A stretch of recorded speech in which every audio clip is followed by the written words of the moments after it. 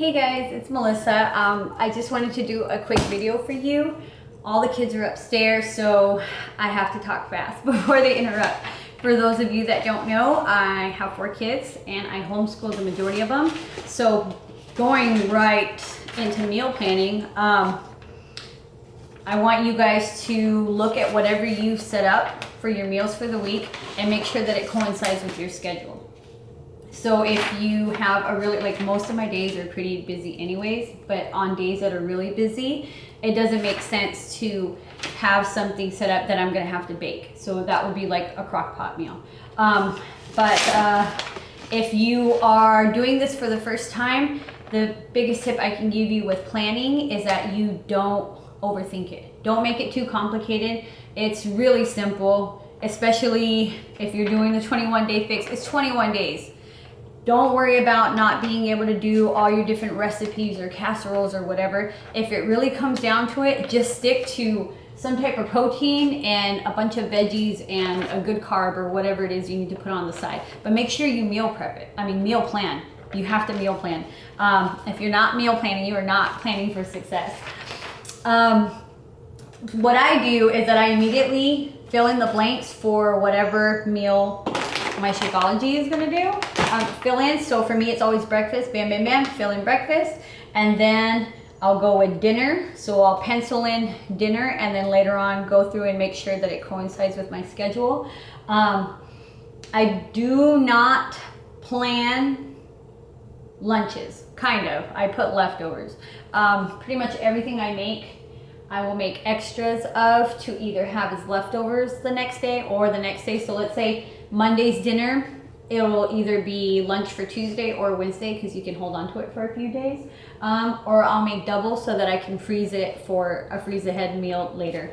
I'm really busy during the day. I really don't have time to make lunch. Same thing goes for snacks.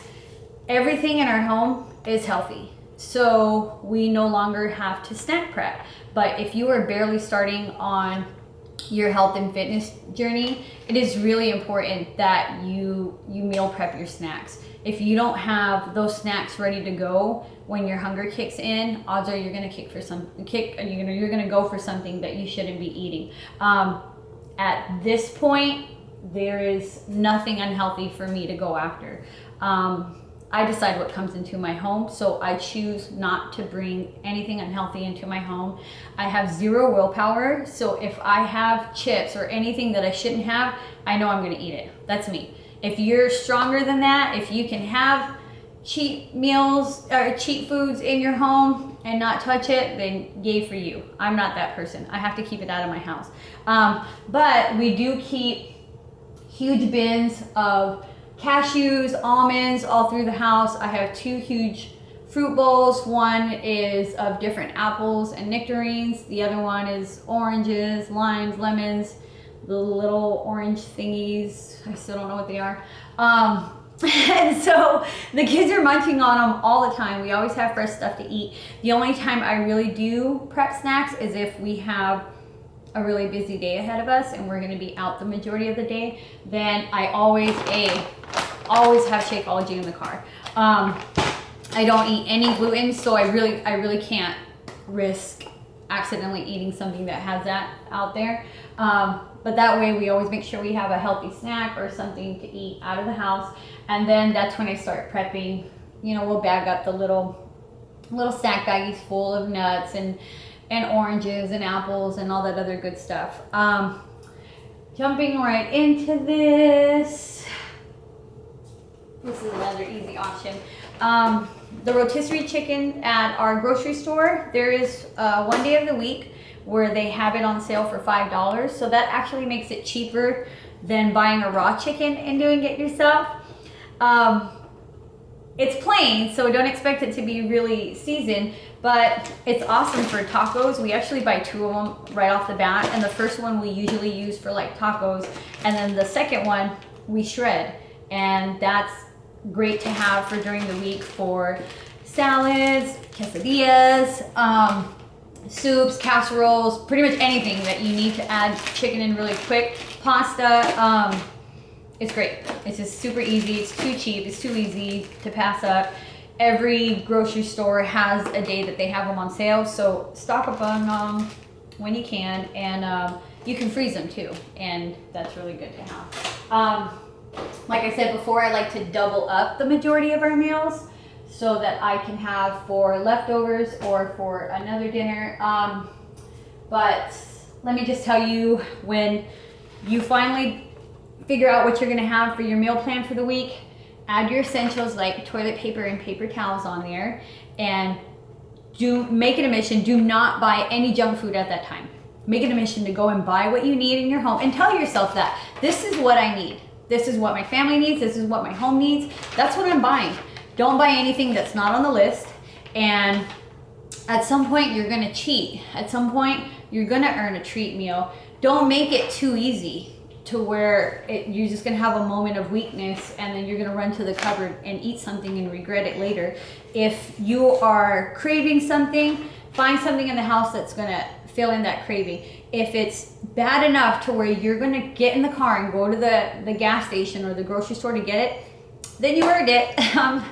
I'm just being real. If you want it that bad where you're gonna go out of your way, you earned it. Just don't let it happen too often, and enjoy it. And that's it. Get over it, call it a day, and get back on track to whatever you were doing before that. Not that big of a deal if it doesn't happen too often. But the biggest thing is to just not bring it into your house. So once you get everything home, I like to start prepping the veggies right off the bat. And then after that, go to like the meats and stuff. So I'm just gonna show you, this is like a typical week for us. We have pollo adobo. It's just chicken and a marinade. And most of this raw stuff, it can hang out in your fridge for about 3 days. If you have it planned for anything past 3 days, I suggest you freeze it. And pretty much most of the stuff can be frozen. So this is chicken adobo. This is white wine and herb chicken. This is carne asada. And we have unstuffed cabbage rolls. I could actually ground this turkey now and make it easier for later. But I'm not, because either way it's still gonna take me like 20 minutes because I already shredded up all the veggies for it. Actually, we make regular cabbage rolls. I don't know why I said unstuffed cabbage rolls. Oh, that's a friend's recipe, that's why. But same thing goes for ground beef. Just like we did with the chicken, you can cook ground beef ahead of time and then freeze it and add it to whatever you want. These are stuffed bell peppers, which is just ground beef, ground turkey, Italian sausage, and some quinoa, and then a few seasonings. I always like to make a few extra because the kids really, really like them. And then if you freeze them flat, it's already making a mess. Freeze them flat. These are really good to eat for snacks during the week too. You can just pop them in the toaster oven and they'll be ready to go. This, on the other hand, this is a little more, took a little more work. My son decided to do it. But I wanted to show you guys before I wrapped it up because you couldn't see it.